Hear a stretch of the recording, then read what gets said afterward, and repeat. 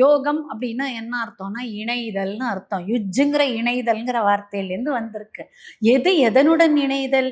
ஐயப்பன்கிறத பிரம்மமாகவும் பரபிரம்மமாகவும் கடவுளாகவும் பார்க்கக்கூடிய மனிதர்கள் எந்த நிலையில அவருடன் இணைய முடியும் அப்படின்னா, நமக்கு நாமளே ஏற்படுத்திக்கக்கூடிய சுய கட்டுப்பாடுகள் மூலமாக வைராக்கியத்துடன் நான் இதைதான் செய்வேன், இதை செய்ய மாட்டேன், செய்யாதன செய்யோம் தீக்குறளை சென்றோதோம் அப்படின்னு அந்த 48 நாளும் பூஜை பண்ணி அழகாக அந்த வைராக்கியத்தோட சாப்பிடக்கூடாதவைகளை சாப்பிடாம இருந்து, சேரக்கூடாதவர்களோட சேராம இருந்து, என்னுடைய அந்த சுய கட்டுப்பாட்டை நிர்ணயம் பண்ணி போகும்போது தான் என்னுடைய யோகம்ங்கிற அந்த கடவுளுடன் இணைதல் அப்படிங்கிறது நம்மளால அந்த பரபிரம்மத்தோட பேச கத்துப்போம் அப்படிங்கிறத உணர்த்துறது தான் ஐயப்பனுடைய பாஸ்டர்.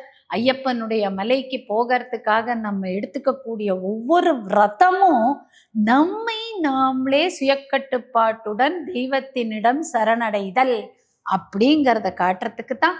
தயவு செஞ்சு ஐயப்பன் மலைக்கு போறவங்க எல்லாருமே இது நமக்காக நாமே போட்டுக்கொண்ட கட்டுப்பாடுகள், வேற யாரும் நமக்கு கொடுக்கல.